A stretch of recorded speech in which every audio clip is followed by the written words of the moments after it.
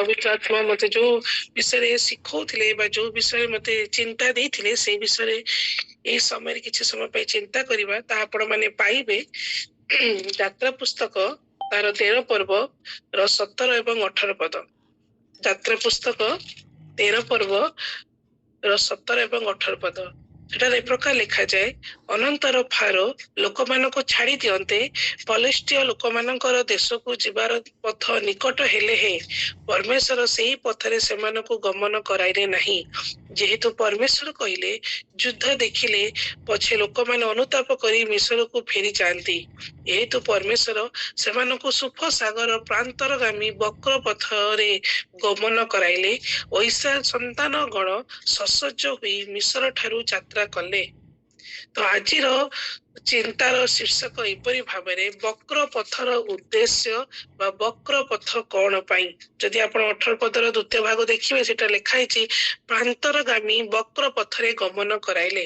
तो आजिर चिंतार शीर्षक एपरी भाबरे वक्र पथर उद्देश्य बा वक्र पथ कौन पाई आमे समस्त यार पृष्ठभूमि जानू यार पृष्ठभूमि कौन यार पृष्ठभूमि एपरी भाबरे मूसा आसिकी रिपीटेडली फारों को कहउचंती हमको छाड़ी दियो आमे 3 दिनर पथ जीवु आउ आमे कोन करिवु सदा प्रभु हम परमेश्वर को उद्देश्य रे आमे कोन करिवु बलिदान उत्सव करिवु किंतु फारों को हृदय एते कठिन थिला जे रिपीटेडली सदा प्रभुंकर दंड आसीवा सत्य मध्य से कोन करथिले से इस्राएल संतान मानकु छाडू नथिले बा किछि कंडीशन दउथिले तुमे अल्प जण जाओ एति जण जाई कि सेवा करि कि आस किंतु जेतेबेले दशम दंड असह्य आउ अति कष्ट हे गला से मानक पई सेतले फारो डाकी मूसा को कोन कहउचंती तमे जाओ सेटा अति सुंदर भाबरे जदि आपण यात्रा पुस्तक 12 पर्व 31 पद देखिबे सेटा लिखा है और रात्रि काल रे फारो मूसा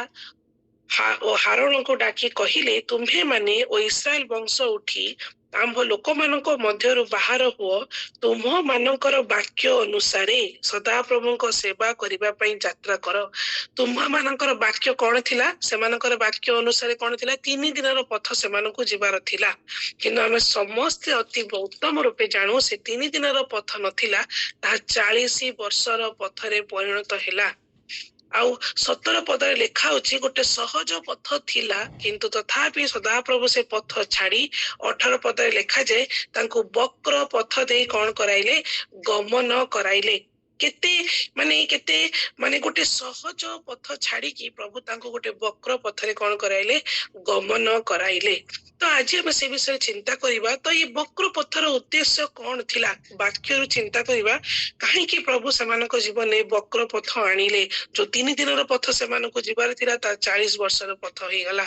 आज मध्य एटार उपस्थित आमे निहाती 2024 मसीहा रे किछि एपरि विषय थिबो ता समाधान हेई नाही ता 2025 जनवरी 21 तारिख पर्यंत आसी अछि वे तो आमानको मध्यरु मु किबा आपण जानिचु जो विषय आज दिन करे सॉल्व हे जिवा कथा कि बेसी बेसी 5 दिन लागिबा कथा ता बेसी बेसी कि गोटे ओळी लागिबा कथा किंतु ताहा हुए तो 3 वर्ष समय ही गलानी कि 6 मासर समय ही गलानी कि आज पर्यंत से समस्यार समाधान हे पारुनी से वक्र पथ आज पर्यंत ताहा लागि अछि। तो ये वक्र पथ कोन पई बा वक्र पथर उद्देश्य कोन पई से दिन इस्राएल मानक पई कोन थिला आ से समान उपाय रे जदि आज हमें मध्य कि मु से वक्र पथरे जाऊ अछि ताहार उद्देश्य कोन पई तार उत्तर आमे जीवंत वाक्य रु खोजिबा को चेष्टा करिबा ता आपण माने तार उद्देश्यटी पाइबे।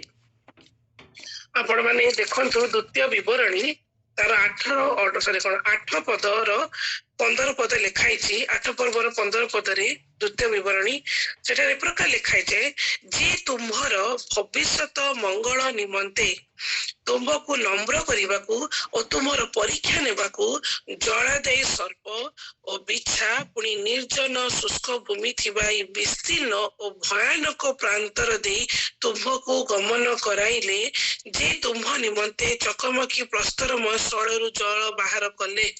तो कौन तांकर उद्देश्य थिला से स्पष्ट से आग धाड़ी पद लिखा अछि कि जे तुमर भविष्यतर मंगल निमंते कौन करिवा पई तुमको नम्र करिवा पई और तुमको परीक्षा नेबा पई कौन कले से जलदय सर्प बिच्छा तापरे निर्जन शुष्क भूमि एरा कौन थिला से वक्र पथ थिला। तो सदाप्रभु सेमानकु कोण कले तांकर भविष्यतर मंगल निमंते तांको नम्र करिबा पई आ तांको परीक्षा करिबा पई से वक्र पथ दि गमन कराइले। तो आज मध्य जदि मो आपण जीवन कौनसी वक्र पथ दि गमन करूछु प्रभुंकर उद्देश्य तो सेटा कौन अछि नम्र करिबा पई आ कोन करिबा पई परीक्षा करिबा पई। तो आमी अति अति स्पष्ट भाबरे एई विषय चिंता करिबा परीक्षा करिबा पई नम्र करिबा पई कोन वाक्य कौन कहे। तो जदि आम ये दुईटी विषय को चिंता करिबा परीक्षा और नम्र विषय तो प्रथम आम चिंता करिबा परीक्षा करिबा पई एडी किए परीक्षा करछन आ किए परीक्षा करनंती से स्पष्ट लिखा है तुम मानको परीक्षा करिबा पई तामाने सदा प्रभु परीक्षा करिबा पई। तो आम तीनोटी विषय क्वेश्चन ऊपर चिंता प्रश्न ऊपर चिंता करिबा कौन किपरि काहेकि कौन किपरि काहेकि। तो कौन परीक्षा माने कौन आम समस्ते जानू जागतिक भाव कौन विषय गभीरता केते बुझीचु ताकू आम प्रश्न उत्तर भाव परीक्षा माध्यम आम दे था। तो सेठू आम जानी था कि आम से विषय ऊपर केते स्पष्ट केते माने गभीर भाव से पाठटी को आम कौन कर बुझी पारिचु। हाँ तो वाक्य कौन कहे कि समान मान उपाय कि केते गभीर भाव में आम प्रभु सहित संलग्न अच्छु प्रभु वाक्य आम केते बुझुचु जानूचु सेटा हमर परीक्षा सेटा से द्वारा कौन करती प्रभु परीक्षा करती। तो यहाँ कौन पुणी किपरि प्रभु परीक्षा करती वाक्य स्पष्ट भाव में अनेक पद पर्व लिखा जाए कि प्रभु कौन करती मर्म और चित्तर कौन करती परीक्षा करती। जदि आप जिरिमिया 11 पर्व 20 पद देखा से लिखाई सदा प्रभु मर्म चित्तर परीक्षा करुथांती। गीत संगीता 7 पर्व 9 पद लिखा जाए परमेश्वर अंतकरण मर्मर परीक्षा करती। हितोपदेश 17 3 पद लिखा जाए सदा प्रभु अंतकरण परीक्षा करती। प्रथम थेसलोनिके 2 पर्व 4 पद लिखा जाए हृदयर परीक्षक ईश्वर। जिरिमिया 17 पर्व 10 पद लिखा जाए मर्म परीक्षा करुथांती। माने सदा प्रभु बेसिकली से हमर मर्म आम चित्त आम हृदय से कौन करती परीक्षा करती एपरि भाव में सदा प्रभु परीक्षा करती। तो तीनोटी क्वेश्चन रु तीनोटी प्रश्न रु दुईटी प्रश्न हमको उत्तर मिलला परीक्षा कौन परीक्षा किपरि प्रभु करती। तो ये सबुठ बड़ प्रश्न होची तो सदा प्रभु परीक्षा काहेकि करती। कारण जदि आपण देखिबे जे याकूब 1 पर्व 13 पदरे सेटा स्पष्ट लिखा जाए सदा प्रभु परीक्षा करती नहीं। ताले एठी पुणी परीक्षा करती तो सेठी परीक्षा करती नहीं। तो ए दीटी विषय पार्थक्य कौन जदि इंग्रजी बाइबल में देखिबे एटा को कहा जाए जो विषय हमें देखुचु सेटा को परीक्षा कहा जाए आ याकूब 1 पर्व 13 पदरे ताको टेम्पटेड बा टेम्पटेशन कहा जाए। किंतु हम ओडिया बाइबल में दुईटी विषय परीक्षा परीक्षा करके लिखाई। तो ये जो परीक्षा आमे चिंता करूछु वर्तमान समय रे सेटा होची सदा प्रभु निजे परीक्षा करती। आ याकूब 1 पर्व 13 पदरे जो विषय लिखाई से परीक्षा आमे हमर कामना द्वारा परीक्षित होता से बहुत स्पष्ट भाव में से परीक्षा विषय लिखाई। देखिए आपण याकूब तार 1 पर्व तार 13 पद लिखा जाए सदा प्रभु क्या मंदरे से मंदरे परीक्षित हुंती नहीं से क्या परीक्षा करती नहीं। 14 पद लिखा जाए किंतु प्रत्येक लोक आपण कामना द्वारा आकर्षित प्रवंचित परीक्षित हुए। हाँ आ से कामना गर्भ धारण करी पाप को प्रसव करे पुणी पाप पूर्ण मात्रा रे बुद्धि पाई मृत्यु को जन्म दिए। तो से कन्फ्यूज हेबा नहीं दुईटी परीक्षार डिफरेंट कौन अच्छी मत अच्छी डिफरेंट अर्थ अच्छी। जो परीक्षा सदा प्रभु करती तार गोटे ग्रेड सीट थाए तार गोटे परीक्षा रिजल्ट थाए आ सदा प्रभु सदा सर्वदा चाहती आम से उत्तम मार्क रे पास हो से फेल माने फेल ग्रेड भी थाए आ सबुठ उत्तम ग्रेड भी थाए। किंतु ता डिपेंड करे मु केते से परीक्षा रे स्थिर होई कि छिड़ा होई पारुची। किंतु जो परीक्षा आमे निज आम कामना द्वारा परीक्षित होई थाउ ता सदा सर्वदा मृत्यु को जन्म दिए। मृत्यु आसे सेथिरु आउ तार सदा सर्वदा ता रिजल्ट होची बा ता आउटपुट होची सदा सर्वदा फेल।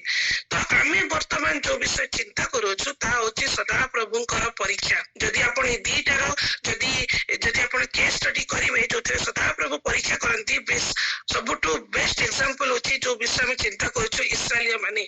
ସଦାପ୍ରଭୁ ସେଇଦିନ ପ୍ରାନ୍ତରେ ସେମାନଙ୍କୁ ପରୀକ୍ଷା କଲେ, ଯୋଉ ଦିନ ସେ ସେମାନଙ୍କୁ ସଦାପ୍ରଭୁଙ୍କୁ ଏତେ ବିରକ୍ତ କରିଦେଲେ ଯେ କି ଆମକୁ ଏଇ ପ୍ରାନ୍ତର ମଧ୍ୟରେ କଣ ମାରିବାକୁ ଆଣିଛ, ଆମେ ତ ମାଂସ ହାଣ୍ଡିରୁ ମାଂସ ଖାଇବା ଲୋକ, ତମେ ଆମମାନଙ୍କୁ ପ୍ରାନ୍ତରେ ଭୋକ ଉପାସରେ ମାରିବାକୁ ଆଣିଛ। ତ ସଦାପ୍ରଭୁ ତାଙ୍କୁ ଏତେ ଖାଇବାକୁ ଦେଲେ ଯେ ସେମାନେ ସେଥିରୁ ମାନେ ନଈନଳାନ୍ତ ହେଇଗଲେ, ମାନେ ବିରକ୍ତ ହେଇଗଲେ। ଏତେ ସେଇ ମାନା ସେଇ ବାଟୋଇ ପକ୍ଷୀ ସେ ପ୍ରଭୁ ସେମାନଙ୍କୁ ଯୋଗେଇଲେ। ଆଉ ସେଠି ସ୍ପଷ୍ଟ ଲେଖାଯାଏ ସଦାପ୍ରଭୁ ସେମାନଙ୍କୁ ପରୀକ୍ଷା କଲେ। କଣ ପରୀକ୍ଷା କଲେ? ତାଙ୍କର ବିଶ୍ୱସ୍ତତା ପରୀକ୍ଷା କଲେ। କାରଣ ପ୍ରଭୁ ତାଙ୍କୁ କିଛି କଣ୍ଡିସନ ଦେଇଥିଲେ, ଏତିକି ଖାଇବ, ଏଇ ଦିନ ଖାଇବନି, ଏଇ ଦିନ କରିବ। କିନ୍ତୁ ସେମାନେ ସେଥିରେ ପରୀକ୍ଷାରେ କଣ ହେଇପାରିଲେ ନାହିଁ, ଛିଡା ହେଇପାରିଲେ ନାହିଁ। ସେ ପରୀକ୍ଷାରେ ସେମାନେ ପାସ୍ ହେଇପାରିଲେ ନାହିଁ। ଆଉ ଗୋଟେ ଯଦି ପରୀକ୍ଷା ଦେଖିବେ, ଯୋଉ ପରୀକ୍ଷା ଆମେ ଆମ କାମନା ଦ୍ଵାରା ପରୀକ୍ଷିତ ହେଇଥାଉ, ତାର ବେଷ୍ଟ ଏକ୍ସାମ୍ପଲ ହଉଛି ଏଲିୟଙ୍କର ଦୁଇ ପୁତ୍ର ହଫ୍ନିସ୍ ଆଉ ପିନହସ୍। ସେମାନଙ୍କୁ ପ୍ରଭୁ ପରୀକ୍ଷା କରୁନଥିଲେ, ସେମାନେ ଯୋଉ କାମନା ଦ୍ଵାରା ପରୀକ୍ଷିତ ହୋଇଥିଲେ, ତାର ଫଳ ସେମାନଙ୍କର ମୃତ୍ୟୁ ହେଲା ପୁରା ବଂଶ ଜାଗକୁ ପ୍ରଭୁ କଣ କଲେ? ଅଭିଷିକ୍ତ କଲେ।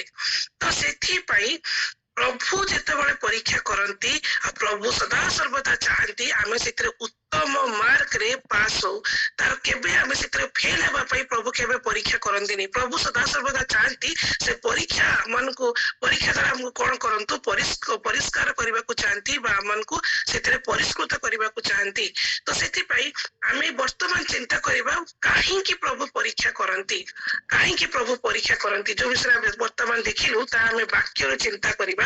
କାହିଁକି ପରୀକ୍ଷା କରିବାକୁ ଚାହାନ୍ତି? କାରଣ ଆମେ କଣ ହଉ? ପରିଷ୍କୃତ ହଉ, ବା ଆମେ ବାକ୍ୟରେ କଣ ଥାଉ? ଆମେ ପ୍ରଭୁଠାରେ ଆହୁରି ଲାଗି ରହିବା ଜୀବନ ଅତିବାହିତ କରୁ। ତ ଯଦି ଆପଣ ବାକ୍ୟରୁ ଦେଖିବେ ସେ କାହିଁକି ପରୀକ୍ଷା କରନ୍ତି, ସେଇ ଯାକୁବ ତାର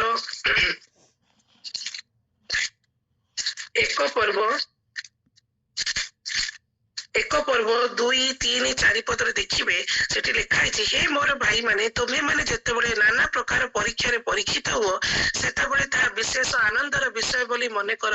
ପରୀକ୍ଷା ସିଦ୍ଧ ବିଶ୍ୱାସ ଯେ ଧୈର୍ଯ୍ୟ ଉତ୍ପନ୍ନ କରେ, ଏହା ତ ଜାଣିଅଛ। ତ ପ୍ରଥମ ବିଷୟ ହଉଛି ସଦାପ୍ରଭୁ ପରୀକ୍ଷା ଏଥିପାଇଁ କରନ୍ତି କି ସେ ପରୀକ୍ଷା ଦ୍ୱାରା ଆମେ କଣ ହଉ? ବିଶ୍ୱାସ ପ୍ରାପ୍ତ ହଉ। ଆଉ ସେଇ ବିଶ୍ୱାସ ଅଲ୍ଟିମେଟଲି କାହାକୁ ଉତ୍ପନ୍ନ କରୁ? ଧୈର୍ଯ୍ୟକୁ ଉତ୍ପନ୍ନ କରୁ। କାରଣ ବହୁତ ସହଜ ହୋଇଯାଏ ଯେତେବେଳେ ଆମେ ରକ୍ତ ମାଂସ ଶରୀରରେ ଗଢା ମନୁଷ୍ୟ, ଯେତେବେଳେ ଯୋଉ ବିଷୟ ଆମେ ଜାଣିଛୁ ସହଜରେ ସମ୍ପୂର୍ଣ୍ଣ ହେଇପାରିବ, କିନ୍ତୁ ଗୋଟେ ବକ୍ର ପଥ, କଷ୍ଟଦାୟକ ପଥରେ ଆମକୁ ଯେତେବେଳେ ଯିବାକୁ ପଡେ, ପ୍ରଭୁ ନିଅନ୍ତି। ଆଉ ସେତେବେଳେ କଣ ହେଇଯାଏ? ଧୈର୍ଯ୍ୟ ହରା ହେଇଯାଉ, ବିଶ୍ୱାସ ହରା ହେଇଯାଉ। ପ୍ରଭୁ ଚାହାନ୍ତି, ପ୍ରଭୁଙ୍କ ପ୍ରଥମ ଉଦ୍ଦେଶ୍ୟ ହଉଛି କି ଆମକୁ କଣ କରିବେ? ସେ ଧୈର୍ଯ୍ୟ ଉତ୍ପନ୍ନ କରିବେ। କାରଣ ଧୈର୍ଯ୍ୟ ବିଶିଷ୍ଟ ପ୍ରଭୁ କଣ ଚାହାନ୍ତି? ଗୋଟେ ବିଶ୍ୱାସୀ ହଉ। କାରଣ ଧୈର୍ଯ୍ୟ ହରା ଯେତେବେଳେ ହେଇଯାଉ, ଆମେ ପ୍ରଭୁଙ୍କ ଠାରୁ ଦୂରବର୍ତ୍ତୀ ଜୀବନ ଅତିବାହିତ କରୁ। ସେଥିପାଇଁ ଧୈର୍ଯ୍ୟ ଅତ୍ୟନ୍ତ ଆବଶ୍ୟକ। ଯଦି ଆପଣ ଦେଖିବେ ରୋମିଓ ତାର 5 ପର୍ବ ତାର 3 ପଦରେ ଲେଖାଯାଏ, କେବଳ ତାହା ନୁହେଁ, ସମସ୍ତ କ୍ଲେଶରେ ମଧ୍ୟ ଦର୍ପ କରୁଅଛ। ଯେଣୁ କ୍ଲେଶରୁ କଣ ହୁଏ? ଧୈର୍ଯ୍ୟ, ଆଉ ଧୈର୍ଯ୍ୟରୁ ଅନୁଭୂତି। କଣ ସେ ଅନୁଭୂତି? ଧୈର୍ଯ୍ୟରୁ କଣ ହୁଏ? ଅନୁଭୂତି। ତା ପର ପଦରେ ଦେଖିବେ, ପୁଣି ସତ୍ ଚରିତ୍ରରୁ ଭରସା ଯେ ଜନ୍ମେ। ତ ସବୁବେଳେ ଧୈର୍ଯ୍ୟ କଣ କରେ? ଗୋଟେ ଅନୁଭୂତି ପ୍ରଦାନ କରେ। କୋଉ ଭଳି ଅନୁଭୂତି? ସତ୍ ଚରିତ୍ରର ଅନୁଭୂତି, ବା ଗୋଟେ ନୋବେଲ କ୍ୟାରେକ୍ଟର କଣ କରେ? ସେ କଣ କରେ? ଭରସାରୁ ଜନ୍ମ ହୁଏ। ଆଉ ସେ ନୋବେଲ କ୍ୟାରେକ୍ଟର ସେ ସତ୍ ଚରିତ୍ର ଆଉ କିଏ ନୁହଁ, ସେଟା ହଉଛି ଭରସା। ସତ୍ ଚରିତ୍ରରୁ କଣ ହୁଏ? ଭରସା ଜନ୍ମ ହୁଏ। ଆଉ ଆମେ ସମସ୍ତେ ଜାଣୁ, ଏବେ 6 ପର୍ବ 19 ପଦ ଲେଖାଯାଏ କି ଭରସା ହଉଛି କଣ? ଆତ୍ମାର କଣ? ଲଙ୍ଗଳ ସ୍ୱରୂପ। କେତେ ମହାନ ବିଷୟ ନା! ଭରସା ହଉଛି କଣ? ଆତ୍ମାର ଲଙ୍ଗଳ ସ୍ୱରୂପ। କାରଣ ଆମେ ସମସ୍ତେ ଜାଣୁ ଲଙ୍ଗଳର କାର୍ଯ୍ୟ ବା ଆଙ୍କର କାର୍ଯ୍ୟ ହଉଛି ସେ ଦୋହଲୁଥିବା ଜାହାଜକୁ କଣ କରେ? ସ୍ଥିରତା ପ୍ରଦାନ କରେ। ସେ ସ୍ଥିରତା ପ୍ରଦାନ କରେ। କାରଣ ଯେତେ ପର୍ଯ୍ୟନ୍ତ ସମୁଦ୍ରରେ ଜାହାଜର ଆଙ୍କର ତଳେ ପଡେ ନାହିଁ, ବା ଲଙ୍ଗଳ ତଳକୁ ଯାଇ ନାହିଁ, ସେତେ ପର୍ଯ୍ୟନ୍ତ ପାଣିରେ ତ ଆଙ୍କର ପଡିଲେ ବି ଦୋହଲୁଥାଏ, କିନ୍ତୁ ତାର ଗତି ଚାଲୁଥାଏ, ତା ସ୍ଥିର ନଥାଏ। ତାକୁ ଜାହାଜକୁ ସ୍ଥିର କରିବାକୁ ହେଲେ ଆଙ୍କରକୁ ତଳକୁ ଛାଡିବାକୁ ପଡେ। ସେହିପରି ଭାବରେ भरोसा कौन करे आम मान को कौन करे कि आम आत्मार लंगल स्वरूप आ लिखा जाए 19 पदरे ता विच्छेद वस्त्रभूत स्थान रे प्रवेश करी दृढ़ और अटल होई रही अछि ताहा मन को से विच्छेद वस्त्रभूत स्थान माने सदा प्रभुंकर महापवित्र स्थान सदा प्रभुंक उपस्थिति मध्य को हमको किए नहीं जाए भरोसा नहीं जाए ता केतेबेले संभव जेतेबेले मोर आपणक मध्य धैर्य अछि जदि मु आज धैर्य हरा से वक्र पथरे जीवा समय ताले मो पाखरे भरोसा केबे भी नहीं आ सब बेले सत चरित्र रु कोन बे भरोसा उत्पन्न हुए आ सदा प्रभु सदा सर्वदा चाहती तांकर विश्वासी भाई भोनी माने सत चरित्र परिधान करि थांतु सत चरित्र सेमानक पाखरे कार्यकारी करूथाउ यदि आपण माने देखिबे रोमियो 15 पर्व 4 पद लिखा जाए भरोसा धैर्य भरोसा भरोसा जन्माए आपण जाकब 5 पर्व 8 पद देखिबे धैर्य होची हृदयर सुस्थिरता धैर्य क्या कह जाए हृदयर सुस्थिरता हृदयर सुस्थिरता अन्यतम सत चरित्र लक्षण लोक 21 पर्व 19 पद देखिए से लिखा है कि धैर्य जीवन लाभ करिवो जे धैर्य से कौन लाभ करिवो जीवन लाभ करिवो एवरी 10 पर्व 36 पद देखा जाए धैर्यशील हेबा आवश्यक कारण से प्रतिज्ञार फल प्राप्त हबो प्रतिज्ञार फल किए प्राप्त हबो जने उत्तराधिकारी प्राप्त हबो आ उत्तराधिकारी मध्ये गोटे सत चरित्र लक्षण तो सेथि पई प्रभु चाहंती कि कौन हबा पाई आपण को मते गोटे धैर्यशील जीवन अतिबाहित करिबा पाई सेथि पई प्रभु कौन करंती परीक्षा करंती तो जदि आपण पुणी सेही जाकब सेही एक पर्व को आउ टिके तळ को पड़ी जिवे सेठी लिखा अछि सेठी लिखा अछि 3 पद पर 4 पद लिखा अछि आउ तुम्हे माने जेपरी कोनोसी विषय उणा न पड़ी सिद्ध और संपूर्ण हो एथि पई धैर्य संपूर्ण रूपे कार्य साधन करू खाली धैर्य उत्पन्न हेले हबो नै धैर्य संपूर्ण रूपे कार्य साधन करिबा को हेले कोन करिबा को पड़िबो परीक्षा रे विषय उणा न पड़ी सिद्ध और संपूर्ण हो तो प्रथम पॉइंट रो कंप्लीट सारांश होची प्रभु परीक्षा एथि पई करंती जेपरी आमे सिद्ध आ कौन हो संपूर्ण हो कारण सिद्ध संपूर्ण हवा कहा को बुझाए धैर्य को संपूर्ण रूपे कार्यकारिता करने को बुझाए तो सिद्ध कौन सिद्ध जोटा कि इंग्रजी भाषा कह जाए परफेक्ट सिद्ध कौन कारण जदि आपण देखिबे माथ्यू 5 पर्व 48 पद लिखा है स्वर्गस्थ पिता जे परिसिद्ध तुमे माने मते सेही परिसिद्ध हो गीत संहिता 18 पर्व 30 पद लिखा है सदा प्रभुकर वाक्य सिद्ध रोमियो 12 पर्व 2 पद लिखा है ईश्वरकर इच्छा सिद्ध गीत संहिता 19 पर्व 7 पद लिखा है सदा प्रभुकर वाक्य सिद्ध ता माने मोटा मोटी जदि आपण देखिबे सदा प्रभु सिद्ध तांकर वाक्य सिद्ध तांकर इच्छा सिद्ध तांकर व्यवस्था मध्य सिद्ध तो मु आपण ए सिद्धता केमपरि लाभ करिवु लाभ करि परिबु कारण रोमियो तार 3 पर्व 23 पद लिखा जे समस्त पाप करि अछंती आ ईश्वरकर गौरव कोन पड़ी अछंती उणा पड़ी अछंती हम माता मान को कोन वाक्य लिखा जे पाप रे गर्भ धारण करला आ हमें पाप रे जन्म हिचु तो किपरि भाबरे से पाप रे थाई मते माने हमें पाप रे जो जन्म हिचु सेथे थाई मध्ये हमें किपरि सिद्धता लाभ करि पारु कारण आमे किए प्रभु को परी सिद्ध नुह कि सिद्धता आमे लाभ मध्य करि परिबा नाही ता माने नुह जे आमे सिद्धता हे परिबा नाही तो किपरि आमे से सिद्धता लाभ करि परिबा से सिद्धता किपरि लाभ करि परिबा जेतेबेले आमे कोन हे परिबा स्पिरिचुअली मैच्योरिटी हे परिबा आमे से आउ शिशु परि खाद्य ग्रहण न करी से गुरुपाक भोजन जेपरि आमे तळ को ग्रहण करिबा से ताहा को बुझाए सिद्धता कारण जेतेबेले अब्राहम को मध्य सदा प्रभु सबुठ बड़ आशीर्वाद करने को जाऊले आदि पुस्तक लिखा जाए सदा प्रभु अब्राहम को कहले तुम्हें सिद्ध हो सदा प्रभु तांको कहले तुम्हें सिद्ध हो आज आपण को मते मते सदा प्रभुंकर गोटे इच्छा कि आमे कोन हो सिद्धता जीवन अतिबाहित करू ता माने आमे स्पिरिचुअली आउरी कोन हो मैच्योर हो तो स्पिरिचुअल मैच्योरिटी एबार गोटे सहज सरल एग्जांपल जदि मने करो मो अभाव अच्छी आम प्रतिभासी अनेक आनंद अच्छी तो जो विषय मोर अभाव अच्छी ता पाखरे हुए तो प्राचुर्यतार अच्छी तो स्पिरिचुअल मैच्योरिटी केतबेले काम करे मु तार सेही प्राचुर्यता को देखिकी लोभ न करी मो ठारे थिबा सेही विषय मु कोन करे जेतिकी मोर अछि मु सदा प्रभुठारे आनंद करे आनंद रे मो जीवन अतिबाहित करे तो सेटा को कुहा जीव स्पिरिचुअल मैच्योरिटी कारण वाक्य लिखा जाए तुम्हें प्रतिवासी विषय कौन कर नहीं लोभ कर नहीं मु कौन करी जदि मु लोभ करुच्छी जदि मो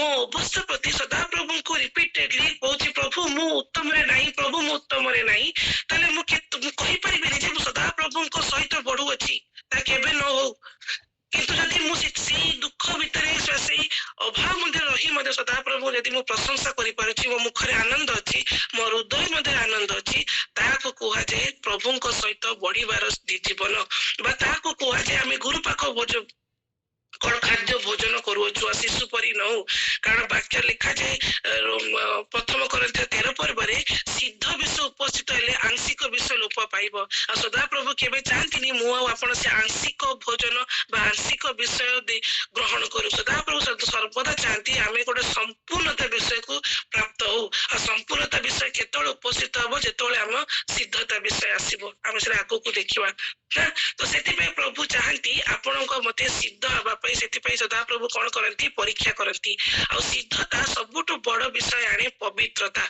तो से प्रभु चाहती मु आपण कौन हो सिद्ध हो द्वितीय विषय लिखाई सिद्ध और संपूर्ण हो संपूर्ण माने कंप्लीट जो विषय देखुलु कंप्लीटनेस केतबेले आसे सिद्धतार प्राप्त हो सिद्धतार फल होउची संपूर्णता बा संपूर्णता केतबेले प्राप्त हो जेतबेले आमो पाखरे कि मो पाखरे सिद्धतार फल फलु थाए तो सिद्धतार फल पुणी कौन सिद्धतार फल होउची विश्वास सिद्धतार फल होउची धैर्य सिद्धतार फल होउची कौन भरोसा सिद्धतार फल होउची क्षमा सिद्धतार फल होउची प्रेम सिद्धतार फल होउची धार्मिकता सिद्धतार फल होउची परित्राण जेतेबेले ए सब विषय मो पाखरे फलु नाही ताले मु केबे भी गोटे संपूर्ण गोटे ख्रीष्ट विश्वासी हे परिबे नाही एटा होची एवरीडे प्रोसेस प्रतिदिन रो एटा होची गोटे कार्य जदि मो पाखरे से फल फलु नाही सिद्धतार फल फलु नाही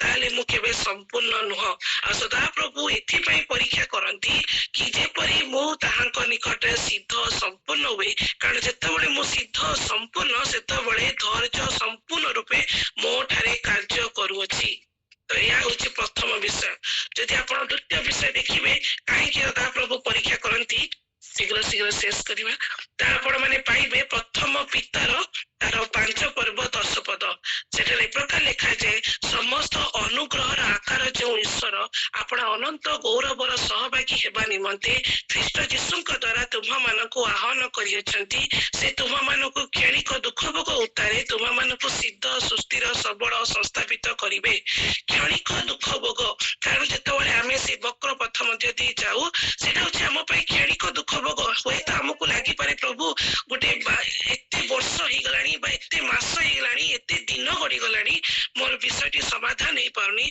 जो विषय तुम निकट असंभव नो तुमे चाहिले एबे तुमे ताको समाधान करि पारो बा एबे सब विषय मते देई पारो किंतु सेही विषय मते मु प्राप्त हो पारनी से क्षणिक दुख भोग उतारे से कौन तांकर मूल उद्देश्य होची सिद्ध सुस्थिर संस्था सबल एवं संस्थापित यही विषय से कौन करिए चारिटी विषय सदा प्रभु करने को चाहती तो सिद्धता विषय तो बर्तमान आम देखिलु आम चिंता करिया बर्तमान सुस्थिर सुस्थिर माने कौन आम जानिचु सुस्थिर विपरीत शब्द होची अस्थिर ता माने जे सुस्थिर नहीं से होची अस्थिर तो वाक्य कौन कहे सुस्थिरता माने आत्मा को साहाय्य बुझा को चेष्टा करवा सुस्थिरता सीए जो व्यक्ति सदा प्रभु को निकट में कौन थाए बढ़ुए से ऑटोमेटिकली सुस्थिर से ऑटोमेटिकली तार व्यवहारिक चरित्र हो कौन सुस्थिर तो जदि आपण माने द्वितीय तिमोथी तार 1 पर्व तार 7 पदरे देखिबे सेठारे प्रकार लिखा जाए कारण ईश्वर आम मान को भीरुतार आत्मा दे नांती मात्र शक्ति प्रेम सुबुद्धिर आत्मा दे अछंती तो सुबुद्धिर आत्मा किए प्राप्त हुए सुबुद्धिर आत्मा केवल से व्यक्ति प्राप्त हुए जी होची सुस्थिर जी सुस्थिर से कौन करे नहीं निजर बुद्धि ज्ञान रे केबे कार्य करे नहीं कारण जे निज बुद्धि बल कार्य करे से सदा सर्वदा अस्थिर कारण तार आउटपुट बा तार फल केबे भी उत्तम विषय मिलिबो नहीं कारण से केबे प्रभु ठारे निर्भरशील जीवन काटी नहीं तो से सुस्थिर जी पाखे सुबुद्धिर आत्मा कार्य करे और जी सुस्थिर जे सुबुद्धिर आत्मा प्राप्त हुए से केबे निज सुविवेचन रे आहुति पड़े नहीं कारण जदि आपण ସୁସ୍ଥିରତାର ଫଳ ଚିନ୍ତା କରିବେ ପ୍ରଥମ ଥେସଲୋନିକ୍ୟ 3:13 ଲେଖା ହେଇଛି ସୁସ୍ଥିରତା କଣ ପ୍ରଦାନ କରେ? ପବିତ୍ରତା ପ୍ରଦାନ କରେ। ଦ୍ୱିତୀୟ ଥେସଲୋନିକ୍ୟ 3:3 ଲେଖା ହେଇଛି ସେ ଆମକୁ କଣ କରେ? ମନ୍ଦରୁ ରକ୍ଷା କରେ। ପ୍ରଥମ କରିନ୍ଥୀୟ 1:8 ଲେଖା ହେଇଛି ସେ ଆମକୁ ପବିତ୍ର ଓ ଅନିନ୍ଦନୀୟ କରେ। ତ ଏପରି ଯେସାୟା 30:15 ଲେଖା ହେଇଛି ସୁସ୍ଥିରତା ଆମକୁ ବଳ ପ୍ରଦାନ କରେ। ତ ଏହିପରି ବିଭିନ୍ନ ପ୍ରକାର ସୁସ୍ଥିରତାର ଫଳ। କିନ୍ତୁ ସୁସ୍ଥିରତା କେତେବେଳେ ପ୍ରାପ୍ତ ହୁଏ? ଯେତେବେଳେ ମୋ ପାଖରେ କି ଆପଣଙ୍କ ପାଖରେ ସୁବୁଦ୍ଧିର ଆତ୍ମା କାର୍ଯ୍ୟକାରୀ କରୁଥାଏ। ସେଥିପାଇଁ ପ୍ରଭୁ ଚାହାନ୍ତି ଏ ପରୀକ୍ଷା ଦ୍ୱାରା ମୁଁ ଆଉ ଆପଣ କଣ ହଉ? ସୁସ୍ଥିରତା ପ୍ରାପ୍ତ ହଉ। କାରଣ ବହୁତ ଅସ୍ଥିରତା ଲାଗେ ଯେତେବେଳେ ଆମେ ସେ ବକ୍ର ପଥ ମଧ୍ୟ ଦେଇ ଯାଉ। କିନ୍ତୁ ପ୍ରଭୁଙ୍କର ମୂଳ ଉଦ୍ଦେଶ୍ୟ ହଉଛି ଆମେ କଣ ହେଇପାରୁ? ସୁସ୍ଥିରତା ଲାଭ କରିପାରୁ। ତୃତୀୟ ବିଷୟ କଣ ଲେଖା ହେଇଛି? ସବଳ କଣ? ସବଳ ଯଦି ଆପଣ ଦେଖିବାକୁ ପାଇବେ ଦ୍ୱିତୀୟ କରିନ୍ଥୀୟ ତାର ଦ୍ୱିତୀୟ କରିନ୍ଥୀୟ ତାର 4:7 ଯଦି ଆପଣ ଦେଖିଯିବେ ବିଶେଷ କରି 7 ପଦ ଲେଖା ହେଇଛି ମାତ୍ର ମହାଶକ୍ତି ଯେ ଈଶ୍ୱରଙ୍କର ପୁଣି ତାହା ଯେ ଆମମାନଙ୍କ ଠାରୁ ଉତ୍ପନ୍ନ ନୁହେଁ ଏହା ଯେପରି ପ୍ରକାଶ ପାଇ ଏଥି ନିମନ୍ତେ ଆମେ ମାନେ ଏହି ଧନ ମୃତ୍ତିକା ପାତ୍ରରେ ପାଇଅଛୁ। ତ କୋଉ ଧନ? ମହାଶକ୍ତି ଯେ ଈଶ୍ୱରଙ୍କର ସେଇ ଧନ କୋଉଥିରେ ପାଇଅଛୁ? ମୂର୍ତ୍ତିକା ପାତ୍ରରେ। ମୂର୍ତ୍ତିକା ପାତ୍ରରେ ଆଉ କିଏ ନୁହଁ, ସେଟା ମୁଁ ଆଉ ଆପଣ ସେଥିରେ ଗଢା ହେଇଅଛୁ। ତ ଆମ ମାନଙ୍କ ଠାରେ କଣ କାର୍ଯ୍ୟ କରୁଅଛି? ସେଇ ମହାଧନ କାର୍ଯ୍ୟ କରୁଅଛି। ସେଇ ଧନ ଆମେ ପ୍ରାପ୍ତ ହେଉଛୁ। ସେ ଧନ ଆଉ କିଛି ନୁହଁ, ସେ ମହାଶକ୍ତି। ସେଇ ଶକ୍ତିରେ ପ୍ରଭୁ ଚାହାନ୍ତି ମୁଁ ଆଉ ଆପଣ କଣ ହଉ? ସବଳ ହେବା ପାଇଁ। କାରଣ 8 ପଦ ଲେଖା ହେଇଛି ସେ ସର୍ବ କ୍ଲେଶ ଭୋଗ କରୁଅଛ ତଥାପି ଅବରୁଦ୍ଧ ନୁହଁ, ହତବୁଦ୍ଧି ହୋଇଅଛ ତଥାପି ନିରାଶ ନୁହଁ। ତ ସେଇ ମହାଶକ୍ତି ସେଇ ଧନ କଣ ସାହାଯ୍ୟ କରେ? ହତବୁଦ୍ଧି ହେବାରେ, ନିରାଶ ହେବାରେ, ନ ହେବାରେ ଆମକୁ କଣ କରେ? ସାହାଯ୍ୟ କରେ। ହତବୁଦ୍ଧି ନ ହେବାରେ, ନିରାଶ ନ ହେବାରେ ଆମକୁ ସାହାଯ୍ୟ କରେ। ଆଉ ପ୍ରଭୁ ସେଇଥିରେ ଆମକୁ କଣ ଚାହାନ୍ତି? ସବଳ କରିବା ପାଇଁ। କାରଣ ଯଦି ଆପଣ 16 ପଦରେ ଦେଖିବେ ସେଟା ଲେଖା ହେଇଛି ଆଉ ଆମେ ମାନେ କ୍ଳାନ୍ତ ହୋଇନାହୁଁ କିନ୍ତୁ ଆମ ମାନଙ୍କର ବାହିକ ପୁରୁଷ କ୍ଷୟ ପାଇଲେ ସୁଦ୍ଧା କଣ ହୁଏ? ଆନ୍ତରିକ ପୁରୁଷ ଦିନକୁ ଦିନ ନୂତନୀକୃତ ହେଉଛି। ହୁଏତ ବାହିକ ଭାବରେ ଆମକୁ ସେଟା କଷ୍ଟ ଲାଗିପାରେ କିନ୍ତୁ ଆମର ଆତ୍ମା କଣ ହଉଛି? ଆନ୍ତରିକ ପୁରୁଷ ମାନେ ଆମର ଆତ୍ମା କଣ ହଉଛି? ଦିନକୁ ଦିନ ନୂତନୀକୃତ ହେଉଛି। ସେଟା କିପରି ଦିନକୁ ଦିନ ନୂତନୀକୃତ ହଉଛି? ଆମର ବିଶ୍ୱାସ ଦିନକୁ ଦିନ ଆମ ଆତ୍ମା କଣ କରୁଛି? ଆମ ଆତ୍ମା ନୂତନୀକୃତ ହେଉଛି। ଆମର ଭରସା ଦିନକୁ ଦିନ ନୂତନୀକୃତ ହେଉଛି। ଆମ ଜ୍ଞାନ, ଆମ ବୁଦ୍ଧି, ଆମର ବିବେଚନାର କରିବାର ଶକ୍ତି କଣ ହଉଛି? ପ୍ରତିଦିନ ଦିନକୁ ଦିନ ନୂତନୀକୃତ ହେଉଛି। ଯେତେବେଳେ ଆମେ ସେ ମହାଶକ୍ତି ସେ ଧନକୁ ଆମେ ପ୍ରାପ୍ତ ହେଉଛୁ। ଆଉ ସଦାପ୍ରଭୁଙ୍କର ଏକମାତ୍ର ଇଚ୍ଛା ଆମେ ସେ ତାହାଙ୍କ ଶକ୍ତିରେ ବଳିଆ ନଉ ବା ତାହାଙ୍କର ଶକ୍ତିରେ ନିଜକୁ ସବଳ କରୁ। କାରଣ ଆମ ପାଖରେ ସେଇ ଧନ ନାହିଁ କିମ୍ବା ଆମ ପାଖରେ ସେଇ ବଳ ନାହିଁ ନିଜକୁ ବଳ କରିବା ପାଇଁ, ବଳ ଦେବା ପାଇଁ। ତାପରେ ଯଦି ଆପଣ ସେଇ 17-18 ପଦ ଦେଖିବେ କାରଣ ଏଇଟା ଆମକୁ କଣ କରେ? ଅନନ୍ତ କାଳ ସ୍ଥାୟୀ ମହାଗୌରବ ସାଧନ କରେ। ଆଉ ଏଇଟା ଯୋଉ ବିଷୟ ଆମେ ବର୍ତ୍ତମାନ ଶରୀରରେ ଭୋଗ କରୁଛୁ ତାହା କ୍ଷଣ କାଳ ସ୍ଥାୟୀ। ଅଲ୍ଟିମେଟଲି ଆମେ କଣ କରୁଛୁ? ଅଲ୍ଟିମେଟଲି ଆମର ଗୋଲ ଅଛି କଣ?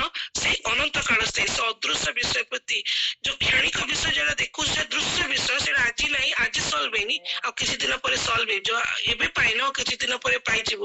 କିନ୍ତୁ ଗୋଟେ ଖ୍ରୀଷ୍ଟ ବିଶ୍ୱାସୀ ଭାବରେ ଆମ ଅଲ୍ଟିମେଟ ଗୋଲ ହଉଛି ସେ ଅନନ୍ତ ଜୀବନ। ତ ସେଥିପାଇଁ ପ୍ରଭୁ ଚାହାନ୍ତି ମୁଁ ଆଉ ଆପଣ ସେଇ ମହାଶକ୍ତି ରୂପ ଈଶ୍ୱରଙ୍କ ଧନରେ କଣ ହଉ? ସବଳ ପ୍ରାପ୍ତ ହେଉ। ତ ଯଦି ଆପଣ ସେଇ ଚତୁର୍ଥ ବା ଶେଷ ବିଷୟକୁ ଦେଖିବେ ସଂସ୍ଥାପିତର ଇଂରାଜୀ ଶବ୍ଦ ହଉଛି ଏଷ୍ଟାବ୍ଲିଶମେଣ୍ଟ। ଆଉ ଆମେ ସମସ୍ତ ଉତ୍ତମ ଭାବରେ ଜାଣୁ ଜଗତ ଭାବରେ ସଂସ୍ଥାପିତର ଅର୍ଥ ହେଉଛି ସୋ ଏଣ୍ଡ ସୋ, ଏତିକି ବ୍ୟାଙ୍କ ବାଲାନ୍ସ ହବା ଦରକାର, ଏତିକି ଜମି ରହିବା ଦରକାର, ଏତିକି ଘର ରହିବା ଦରକାର, ଏତିକି ପାଠ ପଢିବା ଦରକାର, ତାହେଲେ ଜଗତ କହିବ ସେ ହଉଛି ଏଷ୍ଟାବ୍ଲିଶଡ। କିନ୍ତୁ ବାକ୍ୟ ସେପରି ଭାବରେ କୁହେ ନାହିଁ। ବାକ୍ୟ ବା ସଦାପ୍ରଭୁଙ୍କର ଇଚ୍ଛା ହଉଛି ଆମେ କିପରି ସଂସ୍ଥାପିତ ହେଉ। ଗୀତ ସଂଗୀତ 23:6 ପଦରେ କଣ କହନ୍ତି? ଆମର ଦାଉଦ କହନ୍ତି ମୁଁ ସଦାପ୍ରଭୁଙ୍କ ଗୃହରେ ବାସ କରିବି। ଗୀତ ସଂଗୀତ 27:4 ପଦରେ ଲେଖାଯାଏ ସଦାପ୍ରଭୁଙ୍କ ସୌନ୍ଦର୍ଯ୍ୟକୁ କଣ କରିବା ପାଇଁ? ଅନୁସନ୍ଧାନ କରିବା ପାଇଁ ସୌନ୍ଦର୍ଯ୍ୟ ଦେଖିବା ପାଇଁ ଓ ତାହାଙ୍କ ମନ୍ଦିର ଅନୁସନ୍ଧାନ କରିବା ପାଇଁ ଯାବଜୀବନ ସଦାପ୍ରଭୁଙ୍କ ଗୃହରେ ମୁଁ କଣ କରିବି, ବାସ କରିବି। ତ ସଦାପ୍ରଭୁଙ୍କ ଗୃହରେ ବାସ କରିବି। ତ ସଦାପ୍ରଭୁଙ୍କର ଏକମାତ୍ର ଇଚ୍ଛା ଆମେ କଣ କରୁ, ତାଙ୍କ ଗୃହରେ ବାସ କରୁ। ନିହାତି ଏଇଟା ଏଇଟା ସତ୍ୟ କି ସଦାପ୍ରଭୁଙ୍କ ଗୃହ ହଉଛି ସ୍ୱର୍ଗରେ। ଆମେ ସେଇ ବିଚାର ଦିନରେ ପ୍ରଭୁ କରନ୍ତୁ ଆମେ ପ୍ରତ୍ୟେକ ସଦାପ୍ରଭୁଙ୍କ ଦୃଷ୍ଟିରେ ଦୟା ପାଉ, ଆଉ ଆମେ ସେଇ ସ୍ୱର୍ଗ ରାଜ୍ୟରେ କଣ ପାଉ, ସ୍ଥାନ ପାଉ, ତାଙ୍କ ଗୃହରେ ସ୍ଥାନ ପାଉ। ତା ମାନେ ନୁହଁ ଯେ ଯେତେ ପର୍ଯ୍ୟନ୍ତ ଆମେ ଏଇ ରକ୍ତ ମାଂସ ଶରୀରରେ ନିଶ୍ୱାସ ପ୍ରଶ୍ୱାସ ଚାଲିଛି ଆମ ପାଖରେ ସଦାପ୍ରଭୁଙ୍କ ଗୃହ ଏଭେଲେବୁଲ ନାହିଁ। ସଦାପ୍ରଭୁଙ୍କ ଗୃହ ଆପଣଙ୍କ ପାଇଁ ମୋ ପାଇଁ ଏଭେଲେବୁଲ ଅଛି। ତ ଗୃହ ସେ ସଦାପ୍ରଭୁ ଗୃହରେ କିପରି ବାସ କରିବୁ, ତା ମାନେ ହଉଛି ସଦାପ୍ରଭୁଙ୍କର ଉପସ୍ଥିତିରେ ବଢିବା। ଯଦି ମୁଁ ଆଉ ଆପଣ ସଦାପ୍ରଭୁଙ୍କର ଉପସ୍ଥିତିରେ ବଢୁ ନାହୁଁ, ତା ମାନେ ମୁଁ ଆଉ ଆପଣ କଣ ହେଇପାରୁନୁ, ସଂସ୍ଥାପିତ ହେଇପାରିନାହୁଁ। ତ ଚିନ୍ତା କରିବାର ବିଷୟ, କାରଣ ବାକ୍ୟ ପ୍ରକାଶ କରେ କି ଆମେ ତମକୁ ଲାଙ୍ଗୁଡ କରିବ ନାହୁଁ, ନିଚସ୍ତ କରିବ ନାହୁଁ, ଉଚ୍ଚସ୍ତ କରିବୁ, ଲାଙ୍ଗୁଡ କରିନାହୁଁ, କିନ୍ତୁ ଆମେ ତମକୁ ମସ୍ତକ କରିବୁ। ନିହାତି ସେଟା କେତେବେଳେ ହବ, ଯେତେବେଳେ ଆମେ କଣ ହବୁ, ସଦାପ୍ରଭୁଙ୍କ ନିକଟରେ ଏଷ୍ଟାବ୍ଲିଶ୍ଡ ହବୁ। ସେଟା ହଉଛି ଏଷ୍ଟାବ୍ଲିଶମେଣ୍ଟର ଫଳ। କିନ୍ତୁ ଏଷ୍ଟାବ୍ଲିଶ୍ଡ ହେବା ଦରକାର, ସଂସ୍ଥାପିତ ହେବା ଦରକାର। ସେଟା କିପରି ସମ୍ଭବ, ତାହା ହେଉଛି ସଦାପ୍ରଭୁଙ୍କର ଗୃହରେ, ତାହା ଦର୍ଶାଏ ସଦାପ୍ରଭୁଙ୍କର ଉପସ୍ଥିତିରେ। କାରଣ ତାହାଙ୍କର ସୌନ୍ଦର୍ଯ୍ୟ କଣ, ତାଙ୍କର ସୌନ୍ଦର୍ଯ୍ୟ ହଉଛି ସ୍ଥିରତା, ତାଙ୍କ ସୌନ୍ଦର୍ଯ୍ୟ ହଉଛି ସୁସ୍ଥିରତା, ତାଙ୍କର ସୌନ୍ଦର୍ଯ୍ୟ ହଉଛି ସବଳତା। ସେଇଥିରେ ସେ ସୌନ୍ଦର୍ଯ୍ୟକୁ କୋଉଠି ଅନୁସନ୍ଧାନ କରିବା, ମନ୍ଦିରରେ, ନିଜର ମନ ମଧ୍ୟରେ ଅନୁସନ୍ଧାନ କରିବା, ଆଉ ତାହାଙ୍କର ଗୃହରେ ବା ତାହାଙ୍କର ଉପସ୍ଥିତିରେ ବାସ କରିବା। ତାହେଲେ ଆମେ କଣ ହେଇପାରିବା, ଏଷ୍ଟାବ୍ଲିଶ୍ଡ ହେଇପାରିବା, ଆଉ ଏଷ୍ଟାବ୍ଲିଶମେଣ୍ଟର ଫଳ ଆମେ କଣ ହେଇପାରିବା, ପ୍ରାପ୍ତ ହେଇପାରିବା। ସେଥିପାଇଁ ସଦାପ୍ରଭୁ ଆପଣଙ୍କ ମୋ ଜୀବନରେ କଣ କରନ୍ତି, ପରୀକ୍ଷା କରନ୍ତି। ପରୀକ୍ଷା କରିବାର ଉଦ୍ଦେଶ୍ୟ ଆମ ମର୍ମ ଓ ଚିତ୍ତକୁ ପରୀକ୍ଷା କରନ୍ତି, ଯେପରି ଆମେ କଣ ସିଦ୍ଧ, ସମ୍ପୂର୍ଣ୍ଣ, ସୁସ୍ଥିର, ସବଳ ଆଉ ସଂସ୍ଥାପିତ ହେଇପାରୁ। ଦ୍ୱିତୀୟ ଭାଗ ଯଦି ଆମେ ଦେଖିବା ନମ୍ର, ତ ଆଉ ହାର୍ଡଲି ଆଉ 10 ମିନିଟ ଆଉ 7-8 ମିନିଟ ଶେଷ କରିଦେବି। ନମ୍ର କଣ, ନମ୍ରର ବି ଆମେ ଯଦି 3ଟି ବିଷୟ ଦେଖିବା, ନମ୍ର କଣ, କିପରି, କାହିଁକି। ନମ୍ର କଣ, ବେସିକାଲି ଗୋଟେ ବ୍ୟବହାରିକ ଚରିତ୍ର। ଯଦି ଆତ୍ମିକ ଭାବରେ ବୁଝିବା, ନମ୍ର ତାହାକୁ କୁହାଯାଏ ଯେ ସମର୍ପିତ, ସେ ହଉଛି ନମ୍ର। ତ କିପରି ଆମେ ସେ ନମ୍ରତା ପ୍ରାପ୍ତ ହେଇପାରୁ, ପ୍ରଥମ ପିତର ତାର 5 ପର୍ବ 6 ପଦରେ ଲେଖାଯାଏ, ଈଶ୍ୱରଙ୍କର ବଳବନ୍ତ ହସ୍ତ ତଳେ ଆପଣାକୁ ନତ କରେ। ତ ବଳବନ୍ତ ହସ୍ତ ତଳେ ଆମେ ଯଦି ନତ କରୁଛୁ, ଏହିପରି ଭାବରେ ଆମେ କଣ କରିପାରିବା, ନିଜକୁ କଣ କରିପାରିବା, ନମ୍ର କରିପାରିବା। ତ ବଳବନ୍ତ ହସ୍ତ କଣ, ବଳବନ୍ତ ହସ୍ତ ଗୋଟେ ଅଥରିଟିକୁ ବୁଝାଏ ବା କଣ ପରାକ୍ରମକୁ ବୁଝାଏ। ଯଦି ଆପଣ ବଳବନ୍ତ ହସ୍ତର ଯଦି ଗୋଟେ ଲିଷ୍ଟ ଆଉଟ କରିବେ, ବହୁତ ପଦ ପର୍ବ ଅଛି, ଯେପରି ବଳବନ୍ତ ହସ୍ତ ଦ୍ୱାରା ଆକାଶ ପୃଥିବୀ ନିର୍ମାଣ କଲେ, ଗୀତ ଯେଶାୟା 66ର 2 ପଦ। ବଳବନ୍ତ ହସ୍ତ ଦ୍ୱାରା ସେ ରୋଗୀ ସୁସ୍ଥ ହେଲେ। ବଳବନ୍ତ ହସ୍ତ ନାଗକୁ ବିଦ୍ଧ କରେ, ଯାକୁ କଣ ଆଇବ 26ର 13 ପଦ।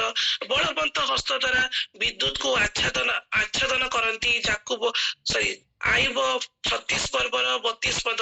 ବଳବନ୍ତ ହସ୍ତ ଉନ୍ନତ କରେ ଓ ବୀରର କର୍ମ କରେ, ଗୀତ ସଂହିତା 118ର 15-16 ପଦ। ବଳବନ୍ତ ହସ୍ତ ଆମମାନଙ୍କୁ ଉଦ୍ଧାର କରେ, ଗୀତ ସଂହିତା 40ର 2 ପଦ, ଯେଶାୟା 41ର 10 ପଦ। ବଳବନ୍ତ ହସ୍ତର ପାପୁଲିରେ ସେ କଣ କରିଅଛନ୍ତି, ଆମମାନଙ୍କୁ ଆଚ୍ଛାଦିତ କରିଅଛନ୍ତି, ଆମମାନଙ୍କୁ ଆକୃତି କରିଅଛନ୍ତି।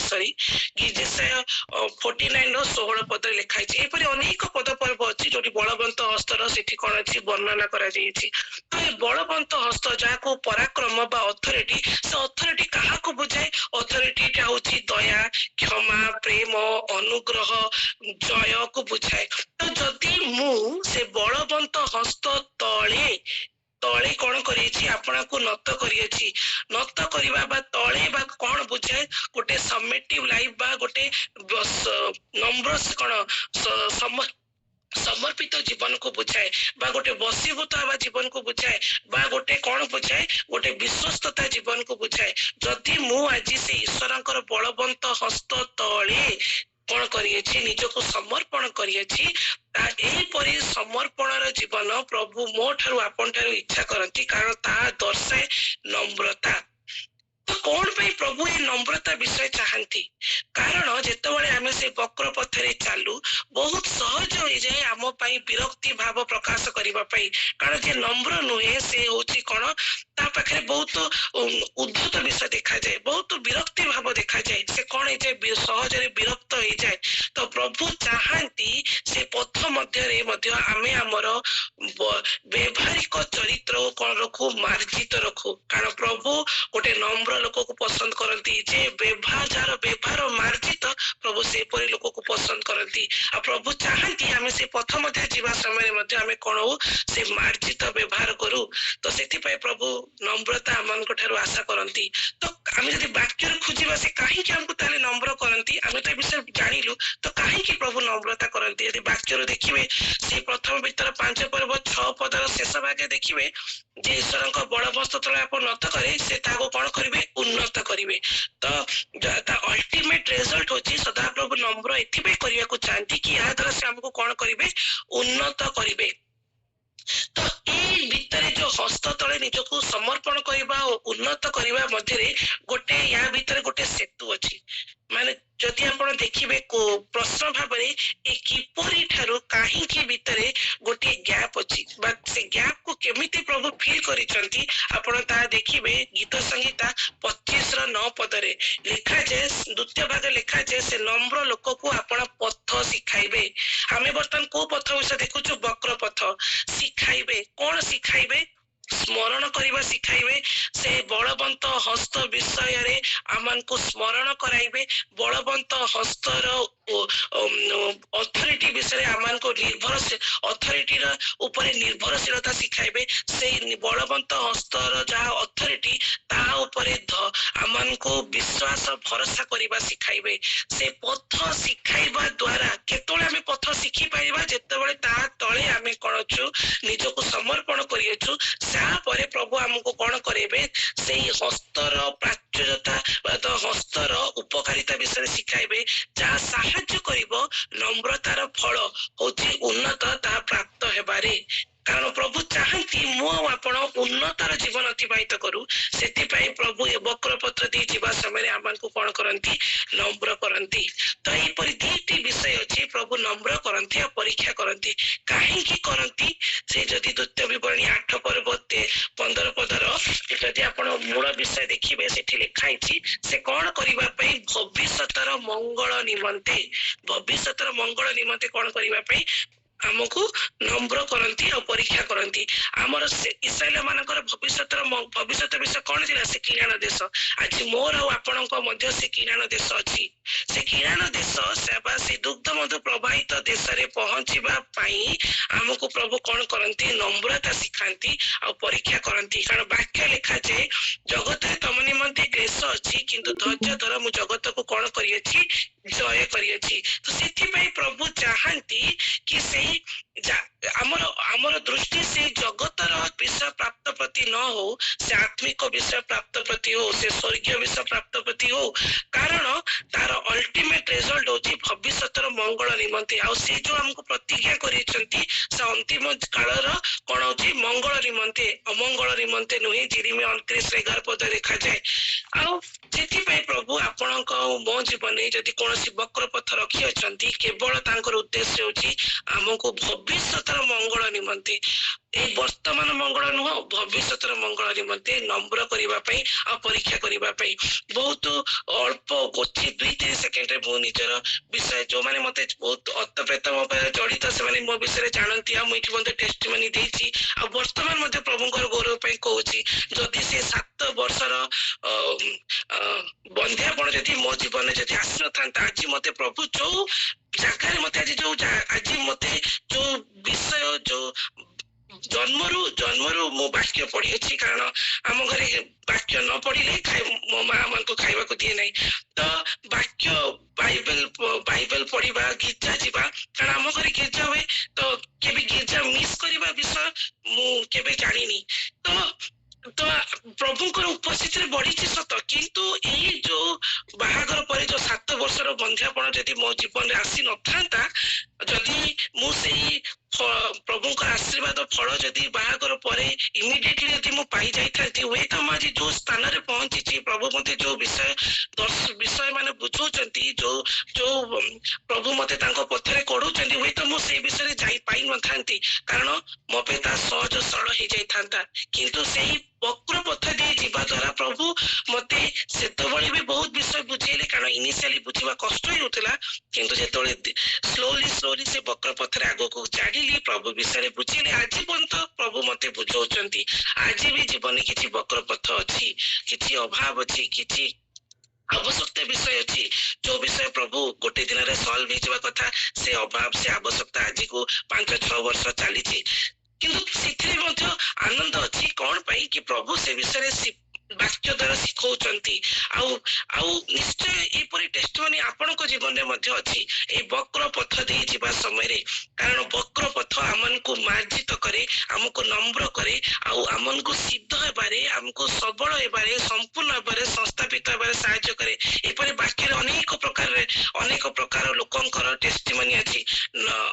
କଣ ଆମର ଅବ୍ରାହମ, ଆମର ସାଉଲ, ଯେ ପାଉଲ ହେଲେ, ଯେ ନୋହ, ଏହିପରି ଭାବରେ ଅନେକ ପ୍ରଭୁଙ୍କର ଦାସ ମାନଙ୍କର ଟେଷ୍ଟିମନି ବାକ୍ୟରେ, ପ୍ରଭୁଙ୍କ ଲୋକମାନଙ୍କର ବାକ୍ୟରେ ଲେଖା ହେଇଛି। ତ ଆମେ ସମସ୍ତେ ତାହା ଉତ୍ତମ ଭାବରେ ଜାଣୁ। ତ ଆଜି ଯଦି ମୁଁ ଆଉ ଆପଣ ଯଦି କୌଣସି ବକ୍ର ପଥ ଦେଇ ଯାଉଅଛୁ, ତ ଆମେ କଣ ହେବା, ଧୈର୍ଯ୍ୟ ହାରା ହେବା ନାହିଁ, କେବଳ ପ୍ରଭୁଠାରେ ବିଶ୍ୱାସ କରିବା, କାରଣ ଏ ବକ୍ର ପଥର ଶେଷରେ ଆମର କଣ ଅଛି, ଭବିଷ୍ୟତର ମଙ୍ଗଳ ନିମନ୍ତେ ଏ ବକ୍ର ପଥ ଦେଇ ଆମେ ଯାଉଅଛୁ। ତ ପ୍ରଭୁ ଆପଣଙ୍କ ମତେ ଅନୁଗ୍ରହ କରନ୍ତୁ, ଆଶୀର୍ବାଦ କରନ୍ତୁ, ବାକ୍ୟର ଗଭୀରତା ବିଷୟ ବୁଝିବାକୁ ଆତ୍ମାଙ୍କ ଦ୍ୱାରା ସାହାଯ୍ୟ କରନ୍ତୁ, ଆଉ ତାହା ଅନୁମୋଦିତ ଜୀବନ କାଟିବାକୁ ସାହାଯ୍ୟ କରନ୍ତୁ। ସମସ୍ତଙ୍କୁ ପ୍ରେଜ୍ ଦ ଲର୍ଡ। ଆଉ ସମୟ ନେଇଥିବାରୁ ସରି।